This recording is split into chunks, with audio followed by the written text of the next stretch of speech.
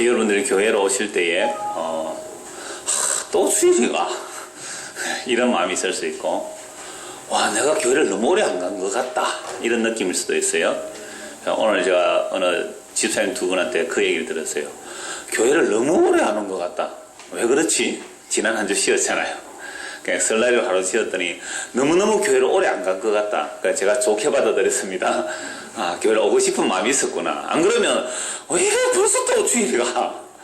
두 가지 반응이 있을 수 있는데, 사랑하는 것은요, 사랑이라는 것은 보고 있어도 또 보고 싶은 게 사랑이잖아요. 그래서 어떤 분이 그 얘기를 했어요. 제가 지난주에 어떤 집사님 얘기를 들었는데, 어떤 분이 사랑밖에 난 몰라를 이렇게 문자로 넣었다 그래요. 그래서 왜 그걸 넣나 하니까, 자기는 트롯의 가요를 별로 안 좋아했는데 예수님의 사랑을 알고 나니까 사랑밖에 난 몰라, 그게 그렇게 은혜롭더래요. 복음성합니다 그거. 얼마나 그래. 그러니까 여러분 대중가요 가사에 보면 그 사랑 고백하는 내용들이 많거든요. 사랑 이야기. 그 예수님께 대입하면 되잖아요. 그래서 여러분들이 어디 가서 뭐 이렇게 회식할 때 그 회사에서 회식할 때 말이죠. 가서 이제 노래 막 부르는데 다른 사람은 소양강 천녀 막 불러서 왔는데 그거 가서 나 같은 죄인 살리시 이러지 마시고 사랑밖에 난 몰라 하세요. 그 애모도 좋잖아요. 그대 앞에 서면 난 왜 그리 작아지는지, 나는 당신의 뭐 등 뒤에 서면, 그럼 얼마나 그 예수님을 바꿔 부르면 되잖아요, 마음으로. 무슨 말 하겠습니다. 감사합니다 하고 잘 하시기 바랍니다. 지난주에 그 지식이 넘치는 그리스도의 사랑에 대해서 말씀드렸는데 많이 결석하셨고 해서 그 결론 부분을 다시 또 여러분에게 말씀을 드리고서 또 다른 그 그리스도의 사랑에 대해서 말씀 전하려고 합니다. 지식에 넘치는 사랑이라는 말은 우리는 선악과를 따먹은 그 지식 안에서 서로 사랑합니다. 그러니까 선악과를 따먹은 인간끼리 여보 내가 당신을 사랑해, 뭐 처녀 총각이 사랑하든지 부부가 사랑하든지, 우리의 사랑이라는 것은 우리의 지식의 한계 내에서의 사랑이에요. 이 선악과 따먹은 지식이거든요. 선악과 따먹은 지식은 내가 주체가 되어 있는 겁니다. 내가 주인으로서 상대방을 사랑함으로 뭔가 그에 대한 대가를 바라죠. 때로는 상대방이 내 사랑을 받지 않고 떠난다 할지라도 나는 너를 일방적으로 사랑하겠다는 나의 이 넓은 마음을 자랑하고 싶은 그 사랑 들어있죠. 이런 사람들이 신에게 사랑을 바친다, 정성을 바친다는 것도 결국은 신을 사랑해서가 아니라 신으로부터 뭔가 바라고 원하는 그걸 얻기 위한 사랑이기 때문에, 이 우리의 지식은 선악의 지식이며 인과율의 지식이기 때문에 절대로 이 성경에서 나오는 사랑을 알 수가 없어요. 그래서 성경에서는 하나님께서 심판하시고 책망하시고 때로는 망하게 하시고 다른 나라의 포로로 잡혀가게 하시는 이 모든 것들도 사랑이라고 하거든요. 근데 우리는 그게 전혀 사랑으로 안 느껴지는 겁니다. 왜요? 우리가 생각하는 사랑은 따로 있기 때문에 그렇습니다. 그래서 오늘 지난주 설교가 지식에 넘치는 사랑인데, 그 지식에 넘치는 사랑이 예수 그리스도 안에 있는 하나님의 사랑입니다. 그래서 오늘 제목은 그리스도의 사랑이에요. 그래서 세상에서도 사랑을 많이 하죠. 이런 사랑 저런 사랑 뭐 수많은 사랑이 많지만 성경의 사랑은 이 세상에 말하는 그 사랑으로 결코 알 수 없습니다. 그래서 지식에 넘치는 사랑이라고 말합니다. 지식에 넘치는 사랑, 그게 18절 말씀입니다. 너희 모든 성도와 함께 지식에 넘치는 그리스도의 사랑을 알고. 우리의 지식에 넘친다라는 표현도 되겠지만 우리의 지식을 초월하는 사랑이에요. 우리는 초월한 것은 감지를 못하잖아요. 우리의 지식의 한계 내에서 사랑은 이해가 됩니다. 우리의 지식의 한계 내에서의 사랑은 이해가 된대.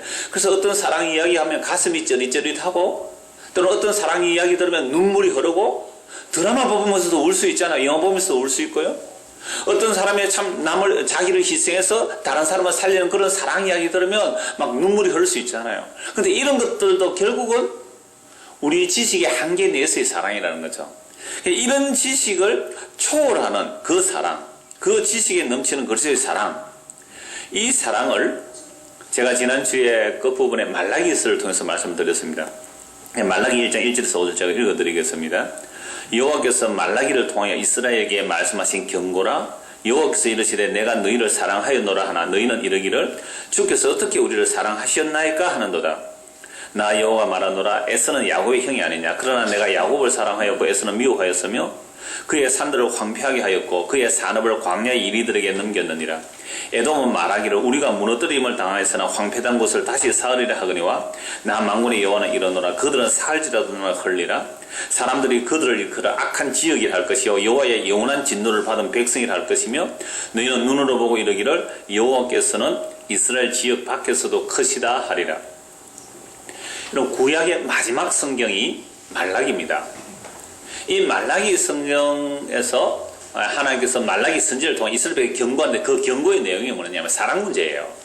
하나님께서 이스라엘에게 이렇게 말씀하십니다. 내가 너희를 사랑한다 라고 하니까 이스라엘 백성들이 예 감사합니다 이래 나온 게 아니라 뭘요? 우리를 사랑한다고요? 아니 하나님은 우리를 사랑한다면 우리나라가 지금 이 모양 이 꼴입니까? 라고 항의한 거예요. 이게 경고입니다. 하나님이 분명히 이스라엘 사랑한다 그랬어요. 근데 이 말라기 시대는 이스라엘 백성들이 바벨론 포로에서 돌아와서 하나님께서 바벨론 포로에서 돌아올 때 성전이 회복되고 땅이 회복되고 영광을 받을 것을 말씀하시는데 그런 영광이 전혀 없는 겁니다. 여전히 강대국들은 강하고 이 이스라엘은요 왕도 하나 모셔온 형편이거든요. 나라는 보잘것없고 성전도 보잘것없고 힘없고 약해진 그런 상태에서 하나님이 내가 너희 사랑한다 그러니까 아니 하나님 우리 사랑한 게 이런 거예요? 라고 대든 거예요. 그게 말라기 1장에 나오는 말씀입니다. 마침 우리 주일 오후에 그 사사기서를 보면 하나님께서 기드온에게 나타나셔서 큰 용사에 그러잖아요. 내가 하나님이라고 알려주시니까 기드온이 아니 하나님이 살아계신다면 왜 우리가 이 꼴을 당해요? 하나님이 살아계시는데 왜 적들이 쳐들어와서 우리는 지금 산꼭대기 쫓겨와서 곡식도 제대로 타작도 못하고 농사지으면 다 뺏겨버리고 이런 일이 있을 수 있으니까 하나님이 살아계시면 왜 이럽니까? 자기들이 뭐 한 것은 생각도 안 하고요.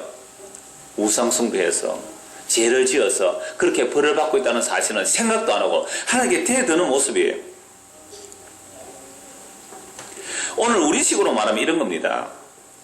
하나님께서 여러분들을 사랑한다라고 하셨을 때 여러분들이 세상에서 성공하고 뭐 승승장구하고 뭔가 사업이 잘 되고 돈도 잘 벌고 그러면 예 내가 하나님의 사랑을 많이 받아서 이렇게 세상에서 잘 됩니다 하고 말할 거리가 있는데 그런데 어떤 사람은 예수를 믿는데도 특별히 뭐 잘못한 그런 것도 없는데도 사업이 안 될 수 있잖아요. 병들 수 있잖아요. 사고 날 수 있잖아요. 어려움을 당할 수 있잖아요. 대학에 떨어질 수 있고 취직 못할 수도 있고 예수 믿는데도 그러했을 때 하나님께서 내가 그런 사람들에게 내가 너희를 사랑한다 그러면 어떤 마음이 들까요?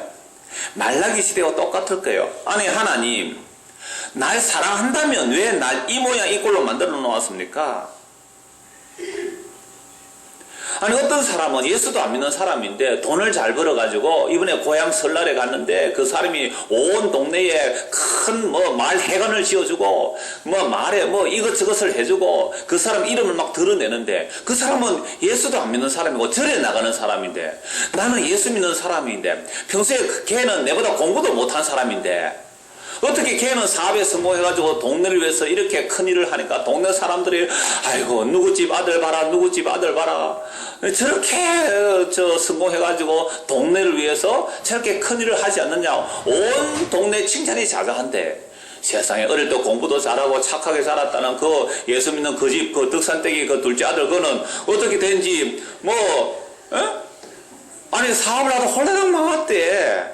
그러니까 이번에 뭐 설에는 뭐 고향에 뭐 어른도 찾으러 안 왔대. 하나님 내가 이런 꼴인데 날 사랑한단 말입니까? 라고 항의하고 싶지 않아요? 제가 지난주에 그 얘기를 잠시 드렸습니다. 우리는 개혁주의잖아요. 개혁주의 원조가 마틴 루터와 칼빈이잖아요. 그러니까 교리를 완성한 게 칼빈이니까 우리는 칼빈주의 그럽니다. 그래서 칼빈주의가 하면 사람들이 막 꼼짝 못해요. 개혁교회 안에서는. 근데 칼빈도 죄인이잖아요. 성경 잘못 해석할 수 있잖아요. 500년 전에 성경 해석인데 그 뒤로 얼마나 많은 성경의 계시가 더 열려졌겠어요. 그런데 이 칼빈이 종교개혁을 할 때에 제가 종종 말씀을 드렸습니다. 누구의 지지를 받았냐? 마틴 루터나 칼빈이 누구의 지지를 받았냐면 중소상공인들의 지지를 받았습니다. 중세시대는 신분사회입니다. 신분이 결정되어 있기 때문에 내가 아무리 돈을 벌어도 사회적인 신분이 올라가지 않는 겁니다. 우리나라도 양반 족보를 돈 주고 사듯이요.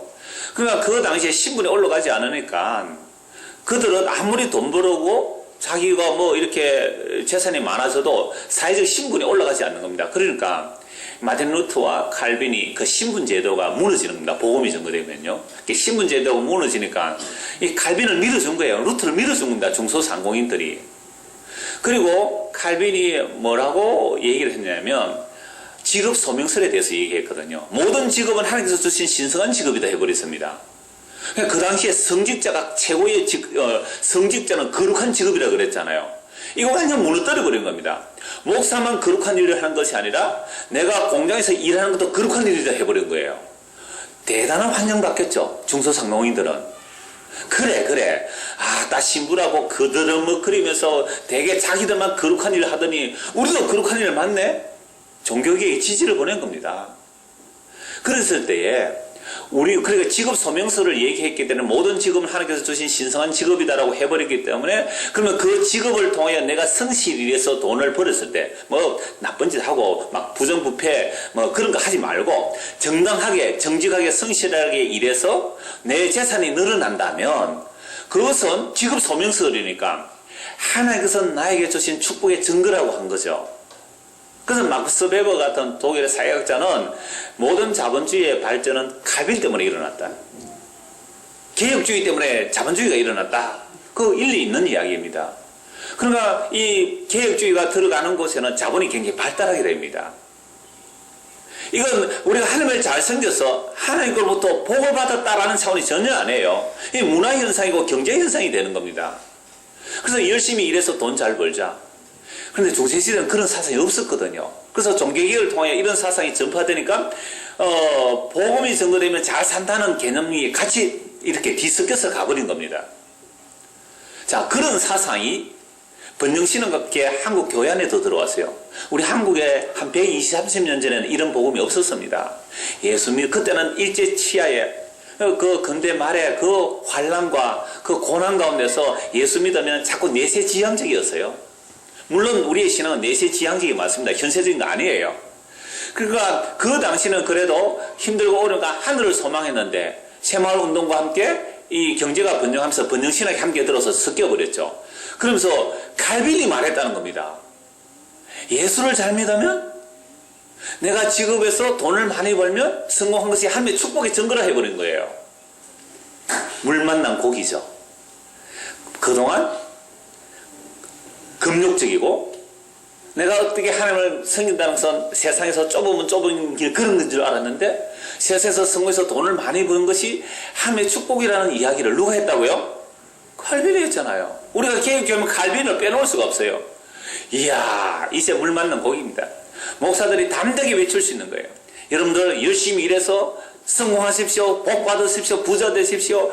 얼마나 좋아요. 아멘 아멘 하면서 다 받아들였잖아요. 그래서 오늘 한국교회가 이 모양 이 꼴이 되었습니다. 그게 칼빈의 직업 소명설로 인한 자본의 축적이 하나님의 축복으로 이야기해버렸죠. 물론 돈 많이 버십시오. 부자가 천국에 들어가기 힘든다는 말은 세상에서 돈 많은 걸 부자로 그렇게 안 봅니다. 그 부자 관원은 자기의예요. 자기의. 어렸을 때부터 율법을 다 지킨 정말 부자였어요. 그 부자가 자기 부인 되어지고 가난한 심령이 되고 나는 주님 없이는 못 살겠습니다 라고 해야 되는데 자기 의가 있는 사람은 주님 안 믿거든요. 그걸 부자라고 하는 겁니다. 그러니까 여러분 지구 성실히 일해서 돈 많이 버세요. 제가 이런 설교하니까 목사님 그러면 나는 가난하게 살아야 됩니까? 아니요. 부자로 사세요. 정직하게 일하고 성실하게 일해서 부자로 사세요. 그래서 좋은 일에 많이 쓰십시오. 연구도 좀 많이 하시고요. 이런 거 별로 호응이 없더라고요. 돈 많이 벌어하면 좋아하는데. 오늘 우리 지울학교 아이가 세뱃돈 얼마 받았냐 하니까 21만 원 받았대요. 초등학교 2학년인데. 그래, 그 중에서 연부할 마음은 없었니? 이러니까 제가 연부할 마음은 좀 있었는데요. 엄마가 다 접수해 갔어요. 엄마가 왜 접수해 갔니? 저금한다고요. 그래, 누 이름으로 저금하니? 제 이름으로 저금했습니다. 그렇게 돈 벌어 사세요. 그건 상관없는데, 그러니까, 적어도 이 말은 하지 말자 이 말입니다. 우리가 하나님을 잘 섬겼더니, 하나님께서 나에게 복을 주고 내가 이 세상에 부자 됐다. 그러면 성경에서 말하는 믿음의 부요함이란 그런 얘기 아니거든요. 내가 부자가 되었거나, 내가 세상에서 가난했거나 간에 예수 그리스도로 부요한 자, 우리 안에 예수 그리스도로 부요한 자, 즉 예수의 말씀으로 부요하면 그걸 부자라 그럽니다. 그거 진짜 부자. 근데 잘못된 자기 의를 가지고 있는 자는 그게 악한 부자예요. 그런 자 천국 못 간다 이 말입니다. 그래서 지금 말라기 선지자를 통하여 하나님께서 내가 너희를 사랑한다 그러니까 이스라엘 백성들이 지금 힘들고 어려우니까 하나님 우리를 사랑하는 증거가 뭡니까? 우리를 사람 이런 고생시킵니까? 라는 항의를 한 거예요. 그때 하나님의 대답이 이겁니다. 에서와 야곱은 쌍둥이입니다. 그러니까 내가 에서는 야곱의 형이라도 에서는 미워하고 야곱은 사랑했다라고 말씀하는 거죠. 그러니까 에서는 미워하고 야곱은 사랑했는데 그들이 태어나기도 전에 뱃속에 있을 때 어떤 선이나 악을 행하기도 전에 일방적으로 에서는 미워하고 야곱은 사랑했다는 겁니다. 그래서 하나님이 이렇게 말씀합니다. 내가 에서는 미워했다 라고 하면서 내가 그의 산들을 황폐하게 하였고 그의 산업을 광야 이리들에게 넘겼다. 에돔은 말하기를 우리가 무너뜨림을 당하였으나 황폐된 곳을 다시 사으리라. 에서 즉 에돔인데요. 그 에서를 하나님께서 황폐하게 하고 무너뜨리고 광야에 내보내버렸습니다. 그러니까 이 에서와 에돔이라는 이 에서의 후손이 에돔 족속이 되는데 이 에서가 하는 말이 우리는 무너졌을지라도 뭐 하겠다는 거예요? 다시 살아내겠다. 하나님께서 날 무너뜨렸지만 나는 다시 살아내겠다.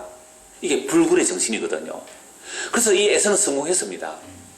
하나님이 무너뜨려도 나는 다시 쌓겠다 해서 그렇게 노력해서 대단한 부자가 되었습니다. 아브라함보다 더 큰 부자가 되었어요. 하나님이 미워한 에서는 별 고생 안 했습니다. 사실은 아브라함보다 더 큰 부자가 되었거든요. 그런데 하나님이 사랑한 야곱은 어떻게 되었습니까? 77세에 아버지 속이고 형님 속이고 장자금 빼앗았다가 형님이 죽이려는가 77세에 총각이었어요. 도망갑니다.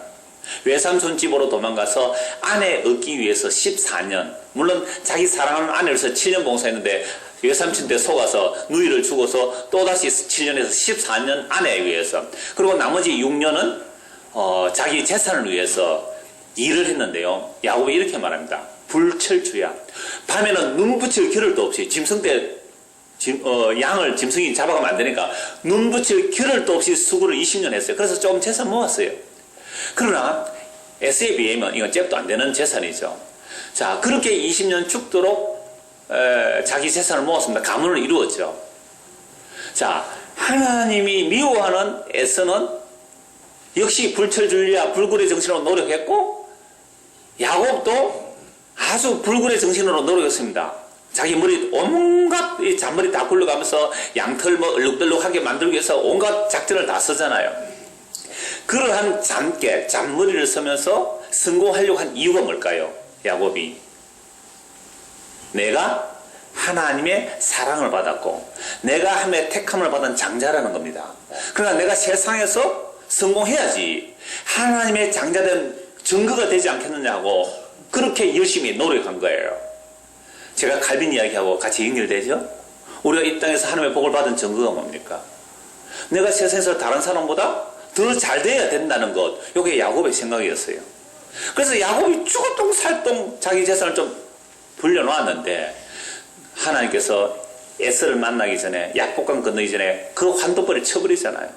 얼마나 교만합니까? 조금 미워하는 마누라, 조금 미워하는 마누라의 또 좀 더 사랑하는 마누라의 그 척, 마지막 자기 사랑하는 마누라, 그리고 제일 마지막에 앞서 치고 들어오면 도망가려고. 이깁니다, 인간은요. 그런데 도망가지도 못하도록 천사가 환도뼈를 쳐버리잖아요. 절름발이가 됐습니다. 그때부터 평생 짝대기를 의지하고 가야 되는 야곱. 그래서 이름이 야곱에서 이스라엘로 바뀌잖아요. 그래서 야곱에서 이스라엘로 바뀌었다는 말은 야곱의 야망을 꺾으시고 하나님의 약속을 그 야곱 속에 넣어두는 겁니다. 그 이후도 야곱이 얼마나 고생하는지 아세요? 자기 딸 강간당하죠. 자기 아들이 계모, 자기 어머니 건드리죠. 기근이 일어나서 또 그 사랑하는 아들 요셉이 죽었다는 소식 듣지요. 나중에 베냐민까지 포기해야 되죠. 이런 그 과정을 거치고 나서 결국 마지막 죽을 때 손을 어긋맞게 축복하거든요. 내가 축복한 복과 내가 축복이라고 생각한 그 복과 하나님의 복은 다르더라. 요셉도 아직 그거 몰라요. 그래서 요셉 자기 아이를 아버지의 오른손 왼손 바꾸니까 야곱이 거꾸로 맡겨 축복하잖아요. 요셉아, 네가 생각하는 그 복 아니야. 하나님의 복은 다른 거다 라고 말하면서 마지막 하나님의 약속 하나 붙들고 죽는 야곱의 인생입니다. 이게 바로 하나님이 사랑하신 자예요. 그러니까 오늘 저와 여러분이 정말로 야곱의 사랑을 받는다면 우리가 이 땅에서 살아가는 것은 비슷해요. 에스가 살아가는 방법이나 야곱이 살아가는 방법이 비슷한데, 에스는 세상에서 하나님께서 무너뜨리도 다시 쌓고 해서 그 세상의 것들을 가득 가지게 만들어주세요. 그냥 놔두십니다. 근데 야곱만은 하나님께서 그냥 내버려 두지 않는 거예요. 똑같이 예를 서지만 야곱은 떨쳐버리셔서 결국은 하나님의 약속, 아브라함과 이삭과 야곱의 약속, 그 약속은 예수 그리스도예요. 그 예수 그리스도 하나 딱 붙드는 걸로 끝. 이래놓고 하나님은 뭐라고 말씀하세요? 야곱 보고 나는 너를 사랑했다. 이거요, 예수 믿는 사람에게만 주어지는, 창세전에 예수 그리스도로서 택함을 입은 자들에게 주어지는 하늘의 신령한 복입니다. 이게 진짜 복이잖아요. 나머지 복은 사라지고 없어지는 복이잖아요. 세상에서 우리가 먹고 사는 것도 다 은혜예요. 제가 이러니까, 그럼 목사님 우리가 이 땅에서 좀 잘 사는 거 안 됩니까? 잘 사세요. 이 땅에서 먹고 사는 전부가 은혜라니까요. 하나님은 악인과 선인에게 동일하게 햇빛과 비를 주세요. 열심히 노력하세요. 게으르지 말고. 학생들은 열심히 공부하고요. 대학 가서 놀 생각만 하지 말고, 대학 가면 진짜 공부하는 거예요. 대학 가서 제대로 공부하세요. 놀지 말고, 데이트하러 다니지 말고, 밤엔 어디 사돌아 다니지 말고. 청년들은 취직했으면 열심히 일하세요. 우리가 먹고 마시고 사는 모든 것이 하나님의 은혜거든요. 그러니까 진짜 복은 그건 악인에게도 준다니까요. 하나님께서 택하지 않은 자들에게 줘요. 심은 대로 거두는 겁니다. 악인과 선인이 똑같이 일을 할 때, 예수 믿는 사람과 예수 믿지 않는 사람이 똑같은 논에서 똑같은 환경에서 일을 할 때, 예수 믿는 사람은 하나님이 돌봐주겠지 하면서 병충해도 안 잡고, 김도 안 메고 대충 해도 농사 잘 된다, 있을 수 있는 얘기예요. 하나님은 만호를 여기지 않습니다. 만호 얘기를 받지 않습니다. 심은 대로 거두는 거예요. 농사 잘 지으려면 세상 사람보다 더 열심히 농사를 잘 지어야 수확이 더 늘어나는 겁니다. 이걸 바꿔치기예요. 나는 하나님의 일을 하고, 하나님은 내 일을 해주고. 하나님이 할 일 없습니까? 세상에 그런 일을 해주게요? 육체를 위하여 심는 자는 육체로부터 거두게 됩니다. 그런데 그 거둔 것들이 썩어질 것이잖아요. 성령을 위하여 심는 자는 육체로부터 거두는 거 없어요. 성령에서 심는 자는 성령으로부터 영원한 생명을 거두는 겁니다. 그러니까 여러분들이 공부할 때 공부하고 열심히 성경 보고 기도하면요, 기도하고 성경은 잘 알지만 이거 시험 치면 점수 안 나온다니까요. 이게 하나님의 법이에요. 그러니까 자기가 열심히 애써서 노력하는 것보다는, 그죠? 회사 가서 골머리 아픈데 사업하고 막 열심히 일하는 것보다는 교회 와서 기도하면요, 그 시간을 회사에 제대로 돈 벌려면 밤잠 못 잡니다. 이런 컨설턴트들 있잖아요. 돈 투자하는 그런 사람들, 주식 투자하는 사람들, 우리나라에 손가락 안에 들려면요, 하루에 2-3시간밖에 잠 못 잡니다. 세계의 정보 파악해야 됩니다. 어디에 돈이 이제 정글에 올라갈 파악하고요. 밤 2-3시간밖에 못 잡니다. 그러니까 펀드 수익을 올려주잖아요. 그런데 나는 그게 힘드니까 교회 와서 그냥 기도 많이 하고 성경 많이 보면 나는 내가 투자한데 돈이 몰려들리라.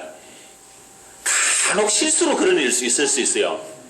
근데 그걸 간증거리라고, 하나님 도와주면 간증거리라고 내세우니까 그거 속는 거예요. 하나님께서 그렇게 안 하신단 말이죠. 자, 그래서 진짜 복은 제가 방금 야곱은 사랑하고 애쓰는 미워했다는 그 말씀을 가지고 말씀드렸는데요. 로마서 이렇게 말씀합니다. 9장 10절. 그뿐 아니라 또한 리브가가 우리 조상 이삭 한 사람으로 말미암아 임신하였는데 그 자식들이 아직 나지도 아니하고 무슨 선이나 악을 행하지 아니한 때에 택하심을 따라되는 하나님의 뜻이 행위로 말미암지 않고 오직 부르시는 이로 말미암아 쓰게 하려 하사 리브가에게 이르시되 큰 자가 어린 자를 섬기리라 하셨나니 기록된 바 내가 야곱은 사랑하고 에서는 미워하였다 함과 같으니라. 그런데 우리가 무슨 말 하래요? 하나님께 불의가 있느냐? 그럴 수 없느니라. 제가 방금 이 말씀 드렸잖아요. 에서는 미워하고 야곱은 사랑했다.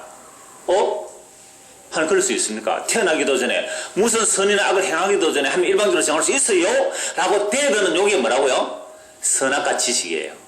그게 선악과 따먹은 지식입니다. 선악과 따먹지 않았다면 하나님이 에서는 미워하고 야곱은 사랑한다고 하면 아멘, 예? 이랬을 거예요. 그래서 선악과 따먹는 하나님 그럴 수 있어요? 하나님 나 사랑한다면서 이렇게 고생시킬 수 있어요? 대드는 그게 선악과 따먹어서 정령 죽는 인생들의 모습이죠. 그러니까 우리 안에 선악과 따먹은 증거가 드러나잖아요. 이런 똑같은 일을 했는데 내가 불리한 일, 부당한 일 당할 때 억울합니까? 안 억울합니까? 억울하죠. 똑같이 교회 와서 헌신봉사했는데 말이죠. 목사님이 어떤 집사는 사랑하고 어떤 집사는 인사도 안 받고 해보세요. 교회 올 마음 없습니다. 하나님은 뭐고 다 버리고 싶잖아요. 그러니까 하나님이 그렇게 하시는 데 대해서 우리가 부당하다고 따질 이유가 없다는 겁니다. 그래서 모세에게 이르되 내가 긍휼히 여길 자를 긍휼히 여기고 불쌍히 여길 자를 불쌍히 여기라 하셨으니 그런즉 원하는 자로 말미암음도 아니요 다른 박제하는 자로 말미암음도 아니요 오직 긍휼히 여기시는 하나님으로 말미암음이라. 여러분 우리 지식은요 내가 간절히 원하면 이루어진다. 드라마가 그거 아니에요? 옛날 애인하고 헤어졌는데 간절히 원하니까 애인이 돌아오더라는 거예요. 사랑은 뭐 돌아오는 거야 했었고 뭐 오만 그렇게 쇼를 다 하잖아요. 그렇지 않는데 사실은. 그러니까 그건 뭘 심어주느냐 하면 사람이 뭔가 간절히 원하고 다란박질을 하면 내가 원하는 것을 얻을 수 있다라는 생각을 마귀가 심어주는 겁니다. 노력하면 안 되는 일이 없다고, 지성이면 감천이라고, 세상에 공짜가 없기에 뭔가 내가 얻어내려면 그만큼 노력을 해야 한다고 그렇게 배워왔잖아요. 그게 우리 본성입니다. 그래서 협상하는 기술을 배우잖아요. 요즘요 해민스님 여러분 들어보셨어요? 아주 인기, 여러분들이 목사 강의도 안 듣고 그런 거 들으세요? 얼마나 인기 있는지 해민스님. 얼굴도 잘생겼어요. 그죠? 공부도 많이 했어요. 말도 잘해. 지식 기부하는데 얼마나 인기가 있는지 사람들이 혹 가더라고요. 예수 믿는 사람들이 그렇게 좋아한다 그래요. 그 해민스님을. 얼마 전에 길상사 이것도 초청했어요. 그 중부 경찰서 앞에 해민스님 온다는데 그럼 우리 집사람하고 우리 집 한번 가볼까 근데 시간 없어서 못 갔습니다. 그 앉아서 해민스님 말씀 한번 들으려고 법당에 앉아가지고 제가 1시간 들어봤습니다. 그 이야기는 딱 이거였어요. 우리가 뭔가를 원하는데 원함이 있잖아요. 원하는데 뭔가 받아내야 되는데 그 원하는 것을 받아내지 못함으로 불만이 나온다는 거죠. 그 불만 때문에 싸움이 일어나잖아요. 그러니까 내가 어떤 신에게든 인간에게든 내가 원하는 것을 받아내기 위한 테크닉을 가르쳐 주더라고요. 맞지요?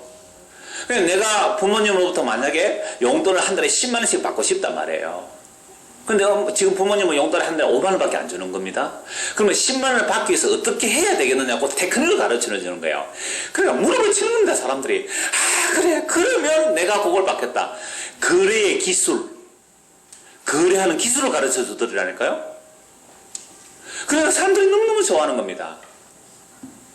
그러면 여러분들이 교회를 왜 오셨나요? 교회를 왜 오셨어요? 제가 오늘 오후에 헌신예배 가서 얘기할 게 이야기입니다. 그 팔성족에는 딱 입구 범어사역에 딱 넣으면 직진하면 범어사, 좌회전하면 팔성족에 그렇거든요.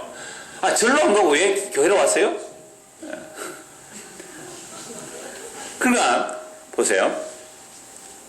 우리 지식이라는 것은 주고받고거든요. 주고받고 거래란 말이죠. 그래서 내가 신을 잘 모르기 때문에 신을 잘 아는 사람에게 찾아가는 거죠. 그래서 스님도 스님도 부처님 잘 알 거잖아요. 그러니까 목사도 신학을 했으니까 신을 잘 알 거 아니에요. 그래서 그들에게 찾아오는 겁니다. 찾아와서 내가 원하는 것을 나는 전문가가 아니니까 전문가인 당신이 좀 잘해서 신의 힘을 나게 좀 주십시오 하고 가서 복채 내는 거 아닙니까? 가서 돈 내는 거 아니에요. 그래서 나는 신을 잘 모르는데 당신은 신학을 했으니까, 당신은 불교학을 했으니까 그래서 좀 잘 빌어주십시오 라는 거래를 하더라 이 말이죠. 그래서 해민스님이 그렇게 인기 있는 것은 내가 원하는 남편에게든 자식에게든 그냥 자식이 막 이렇게 방을 어지러 놓고 그럴 때 어떻게 해야 되겠습니까? 라고 물으니까요 딱 지혜롭게 가르쳐 주잖아요. 그죠?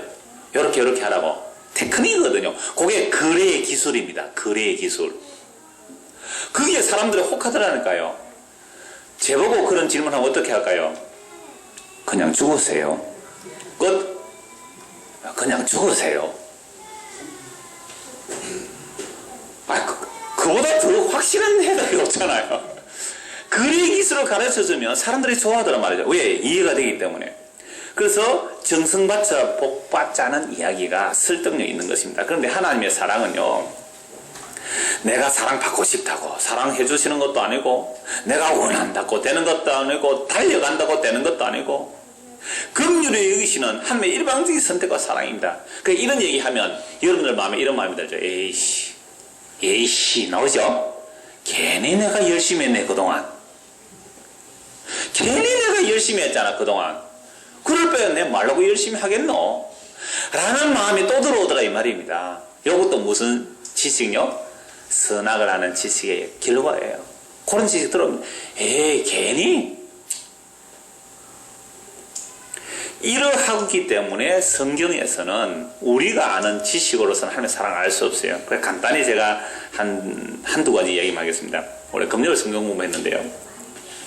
야곱의 10아들이 11번째 태어난 요셉을 굉장히 미워했습니다. 요셉은 야곱이 사랑하는 라헬의 아들이기 때문에 채색으로 입혔어요. 특별한 옷을 입혔단 말이에요. 오늘날 제사장의 옷을 입힌 겁니다. 아버지 특별히 사랑하는 요셉. 그러니까 10명의 아들들이 요셉을 미워합니다. 아버지의 일방적인 사랑을 받는다고. 이러니까 벌써 예수님 얘기가 되죠. 여러분, 예수님만을 하나님이 사랑하셨어요. 요단강에 세례받을 때 이는 내 사랑한 아들이라고 하신 분은 예수님 뿐이잖아요. 예수님만을 아버지가 독점적으로 사랑하니까 나머지 형제들이 요셉을 때려 죽인 겁니다. 뿐만 아니라 요셉이 뭐라고 합니까? 내가 꿈 꿨는데 형님들이 아버지들이 다 나한테 절합시다. 이놈의 새끼가 네 한번 두고 보자. 네 꿈이 이루어지는지 해서 아버지가 요셉의 신분을 보낼 때 요셉이 형들에게 갔을 때 형들이 뭐랍니까? 저기 꿈꾸는 놈 온다. 저놈 죽여서 지 꿈 어찌 되는지 보자고 죽여버렸잖아요. 그러니까 구덩이에 던졌는데 차마 자기 전에 직접 죽이기보다 노예로 팔아버렸죠. 은 20에 노예로 팔아버렸습니다. 근데 이 요셉이 나중에 애국의 총리가 되잖아요. 그리고 요셉의 형들이 자기들의 죄가 다 덜추어지죠. 자기들의 죄가 다 덜추어진다. 요셉과 만난 거 왔다 갔다 하는 것을 통해 다 죄가 덜추어진다. 그리고 야곱이 죽습니다.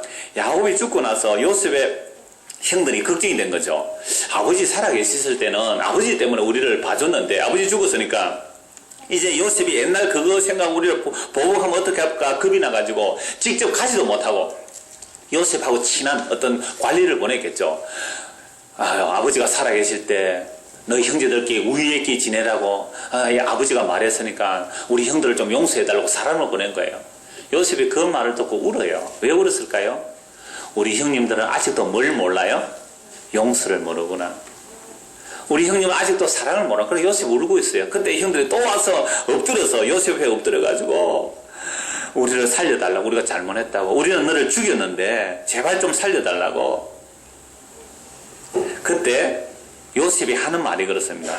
형님들 걱정하지 마세요. 내가 하나님을 대신하겠습니까? 형님들과 우리 가족을 살리기 위해서 하나님께서 나를 먼저 보내신 겁니다. 여러분들은 비록 악으로 그렇게 했을지라도 그 하나님께서 그 악을 선으로 갚으셔서 여러분 살리려고 나를 먼저 보내기 때문에 나는 형님 원망 안 합니다. 형님이 날 죽이려고 했고 형님 날 노예로 팔아버린 것은 그건 여러분의 악 맞습니다. 그러나 그 악을 통해서 하나님께서 나를 여러분 먼저 보내서 나로 하여금 여러분을 살리기 위해서 나를 보내신 겁니다. 은 20에 팔렸잖아요. 그 요셉의 모습이 바로 예수님의 모습이잖아요. 하나님의 사랑받는 하나님의 아들. 그러니까 유대인들이 다 예수님 죽여버렸잖아요. 니만 사랑받느냐고, 니만 하나님의 아들이냐고, 니만 하나님의 친아들이냐고 예수를 죽여버렸죠. 근데 요셉이 그 형들을 살리는 것처럼 이 예수님께서 자기를 죽인 자를 살려냈다는 이야기, 이게 요셉 이야기 속에 담겨있는 지식에 넘치는, 지식을 초월하는 예수 그리스도의 사랑이 여기에 담겨있는 겁니다. 그래서 시편 105편에 이런 말씀이 있습니다. 16절 19절 그가 또 그 땅에 기근이 들게 하사 그들이 의지하고 있는 양식을 다 끊으셨도다. 그가 한 사람을 앞서 보내셨으며 요셉이 종으로 팔렸도다. 그의 발은 착고를 차고 그의 몸은 쇠사슬에 매였으니 곧 여호와의 말씀이 응할 때까지라. 그의 말씀이 그를 단련하였도다. 그럼 요셉을 하나님께서 먼저 보냈대요. 어디로요? 애굽 땅으로. 애굽 땅에 가서 요셉은 정직하고 바르게 하나님 앞에 일했는데 그 보디발의 유혹을 물리침으로 감옥에 갇혔지 않습니까? 그때 하나님의 말씀이 응할 때까지 그의 발은 착고를 차고 그의 몸은 쇠사슬에 묶였습니다. 하나님의 말씀이 그를 연단했다 이 말입니다. 그렇게 하신 이유는 자기 가족을 살리기 위해서 했잖아요. 그래서 그러면 이제 이스라엘 백성들이 이제 야곱과 그 가족들이 애굽으로 내려가야 됩니다. 그게 아브라함의 약속이거든요. 근데 애굽으로 내려가지 않고 버티다가 흉년이 들어서 양식 구하러 갔다가 또 두 번째 양식 구하러 가고 하면서 결국 내려가는데, 만약에 약속의 땅에 기근이 오지 않았다면 야곱의 후손들은 애굽에 안 내려갔을 거예요. 그러니까 애굽에 내려가야 하나님의 뜻이거든요. 그러니까 기근이 든 겁니다. 여러분들의 삶의 과정도 마찬가지예요. 왜 기근이 들까? 그래서 애굽으로 왜 가게 하실까 해서 그 과정들을 통하여 하나님께서 어떻게 자기 백성을 구원하시는 것을 보여준 겁니다. 자, 그래서 요셉 이야기는 이거죠. 요셉의 형들은 요셉을 죽였지만 요셉은 오히려 그들을 살려냈다. 예수님 이야기입니다. 우리는 그를 미워하고 그를 죽였지만 예수님이 우리를 살려주셨다 이거예요. 그래서 우리가 예수님을 죽여야 된다니까요. 목사님 무슨 그런 말씀하세요? 우리가 예수 죽인 자입니다. 이미 자기 사랑 위해서 예수 죽인 자 아닙니까? 이 이야기가 호세아서에 보면 호세아가 음란한 여인을 아내로 데려옵니다. 원래부터 음란한 여인, 바람난 여인을 데려와서 결혼해서 아이를 낳는데 아이 낳고 살다가 또 바람나서 또 나갔습니다. 근데 호세아가 가서 돈 주고 또 사와요. 술집에 팔리면요 그 성금 받아 땡기 서기 때문에 그 돈 줘야 빼려옵니다. 그게 그 옛날에 그 전도연이 나왔던 영화, 무슨 영화였죠? 황무식이 하고 나왔던 영화? 무슨 사랑? 예? 예. 너는 내 운명. 그러니까 보세요. 자기 부인이 남편이 미안해가지고, 그는 남편이 미안해서 그랬죠. 다른데 술집에 가서 팔려있으니까 소 팔아가지고 안에 사오잖아요. 그 고멜이 사람의 사랑도 그렇게 그릴 수 있죠. 사람의 사랑도 그릴 수 있죠. 근데 천지를 지으신 하나님이 우리를 그렇게 사랑하셔서 자기 몸을 버려서 돈 소 팔아서 사온 게 아니에요. 자기 살과 피를 주셔서 장녀인 그 고멜을 사오잖아요. 에스겔 16장에는 어려서 버려진 계집아이를, 그 계집아이를 먹이고 입히고 깨끗하게 키워놨는데 그때부터 바람피기 시작합니다. 하나님께서 주신 것들을 가지고 온갖 우상숭배에 다는 그를 다시 데리고 오셔서 하시는 말씀이 내가 너와 맺은 언약을 영원히 경고하겠다. 그래서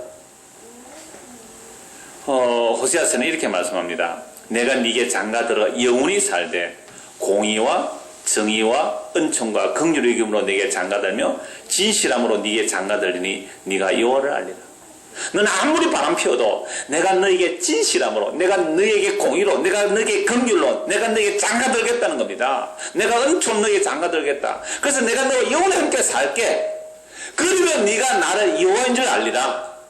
그 여호와가 이 땅에 오신 분이 예수님 아니에요. 그래서 예수님께서 어떻게 하신다고요? 우리는 날마다 가문했잖아요.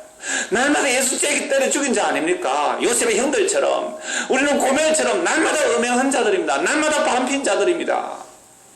그런데 예수님 오셔서 어떻게 하세요? 그런 우리를 사랑하셔서 자기 목숨을 주셨잖아요. 자기 생명을 주셨잖아요. 그래서 끝까지 사랑하셨잖아요. 이걸 제자를 통해 딱 보여줍니다. 예수님께서 제자들을 통해. 그래서 예수님의 12제자들은 이스라엘 12지파가 구약시대 내내 해왔던 그 악행, 간음, 배반, 언약, 깨뜨림 이 모든 것들을 구약의 12지파가 하는 그 모든 악한 짓들을 예수님의 12제자가 그대로 다 하는 겁니다. 그래서 예수님께서 예루살렘으로 올라갔을 때 예수님이 십자가 지러 갔는데 제자들은 한 자리 하려고 따라왔죠. 그때 예수님 하신 말씀이 장로들이 나를 잡아서 십자가에 못 박아 죽이고 3일을 살아나 할 때 제자들은 전부 그랬잖아요. 예수님, 나는 예수님에서 끝까지 따라가겠습니다. 끝까지 따라가겠습니다. 그때 예수님 하신 말씀이 아니다. 너희는 나를 배반한다. 베드로가 아니요, 저는 죽을지라도 배반하지 않겠습니다. 아니야, 너는 오늘 다 구기 전에 나를 3번이나 부인하리라. 예수님 잡혀갔습니다. 다 도망갔는데 그래도 베드로는 멀찍이 따라갔어요. 요한과 함께. 그러니까 요한은 그 관리들하고 좀 잘 지낸 사람이었습니다. 그런데 사람들이 베드로 보고, 야, 계집아이가 그랬어요. 계집아이가 당신 예수 제자 맞네요. 아니야. 또 다른 여자가 너 예수 제자 맞네? 아니야. 네 말도 보니 예수 제자 맞네? 아니야 라고 하면서 저주하고 맹세하고 부인했습니다. 여러분, 맹세로 예수를 부인한 자가 누구라고요? 베드로예요. 근데 그 베드로에게 예수님 말씀하셨잖아요. 네가 나를 3번이나 부인하리라. 닭 울기 전에. 그래서 전에 한 말씀 드렸죠? 닭은 새벽 되면 자동으로 웁니다. 그게 본능이에요. 근데 그날만은 못 울었습니다. 뭐 할 때까지? 베드로가 3번을 부인할 때까지 닭이 꼭 참고 있었어요. 1번, 닭이 3알했어요. 2번, 3번, 울어라, 꼭 그래! 하고 울었단 말이에요. 닭 우는 소리 듣고 정신을 번쩍 들었습니다. 베드로가. 예수님이 날 부인하라 그래. 지는 부인하는지도 몰랐어요. 그렇게 부인했. 그래서 독일에 가면요, 그 지붕 꼭대기에 이 닭을 많이 올려놨다 그러더라고요. 그 베드로 생각하라고 그랬다 하는데, 모르겠습니다. 맞는지 안 맞는지 잘 모르겠습니다만. 그러면 이런 통닭 드실 때마다 생각하십시오. 베드로의 부인을. 통닭 드실 때마다, 닭고기 드실 때마다 베드로를 한번 생각해 보십시오. 자, 그런데 예수님이 이렇게 말씀하셨어요. 누가복음 20장 30절 보면, 베드로야, 네 내 부인하는 거 맞다. 그런데 내가 너의 믿음이 떨어지지 않도록 너를 위해서 기도하며 내가 너를 끝까지 사랑하노라. 여러분, 이게 지식이 넘치는 사랑입니다. 제가 구약 이야기하고 신약 이야기 간단하게 얘기해서 우리의 지식을 초월하는 사랑은, 우리는 그를 죽였고, 우리는 그를 배신했고, 우리는 그를 부인했습니다. 우리는 날이는 날마다 작은 이익 앞에 예수를 얼마나 부인했습니까? 어제 하루 살면서, 여러분, 어제 하루 살면서 내 눈앞에 있는 작은 이익 때문에 예수를 12번도 더 부인한 자들 아닙니까? 그런데 우리는 안 그런 척하고 멀쩡히 앉아있을 뿐이죠. 얼마나 많이 예수 부인하고 맹세하고 저주하면서 예수 버린 자인지 모릅니다. 그런데요, 예수님의 사랑은 끝까지 사랑, 영원한 사랑이기 때문에 찾아오셔서 부활하신 후에 베드로 찾아오시잖아요. 니 내 사랑하나? 니 내 사랑하나? 괴로워 죽겠는데 니 내 사랑하나? 주여, 내가 당신을 사랑하는데 주께서 아시지 않습니까? 그래서 바울 사도가 기도하는 내용이 이 지식에 넘치는 그 그리스도의 사랑 알기를 기도했고, 사도 요한도 그 주님의 사랑을 알고서는 요한일서 4장 10절에 이렇게 말씀합니다. 사랑은 여기 있으니 우리가 하나님을 사랑한 것이 아니요 하나님이 우리를 사랑하사 우리 죄를 속하기 위하여 화목제물로 그 아들을 보내셨습니다. 이게 요셉 이야기 속에 호세아와 고멜 사이의 이야기에서 에스겔 16장 이야기 속에서 구약성 그 전체가 다 사랑은 여기 있다는 것을 보여주는 겁니다. 세상의 사랑 아닙니다. 그 세상 사랑 잃어버렸다고 애타지 마십시오.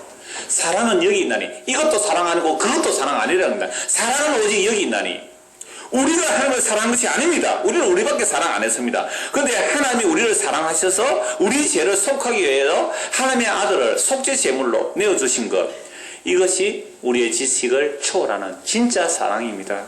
이 사랑을 알고 이 사랑을 받는 자는 그 사랑 안에 살게 되는 거죠. 그 사랑이 너무 좋아서 이런 사랑 받고 있는 사람 찾아보니까 옆에 한 사람이 있더라 이 말이에요. 와, 이거 당신도 이런 사랑 받고 삽니까? 나도 이런 사랑 받고 사는데. 저절로 사랑할 수밖에 없는, 이건 혈육이 아니에요. 혈육의 사랑 아닙니다. 당신도 이런 사랑 받았나요? 나도 이런 사랑 받았는데. 예수의 그 희생의 사랑이 오늘도 성령을 통하여 우리 안에 부음바 되어서 이 사랑을 맛보고 그 사랑의 충만한 속에 살아가는 저와 여러분 되기를 소원합니다. 기도하겠습니다. 하나님 아버지, 세상에 수많은 사랑 타령들이 있지만 그런 것들은 다 사랑이 아니었습니다. 오직 사랑은 여기 있나니, 우리가 하나님을 사랑한 것이 아니요 하나님이 우리를 사랑하셔 독생자를 주셔서 우리의 죄를 속하시고 우리 하나님의 자녀 삼으시며 그 사랑의 놀라운 세계 속으로 초대해 주셨습니다. 이제 그 사랑 먹고 마시며 그 사랑 이야기하며 살아가는 믿음의 사람들 되게 하여 주옵소서. 예수님 이름으로 기도드리옵나이다. 아멘. 290장 찬송합니다.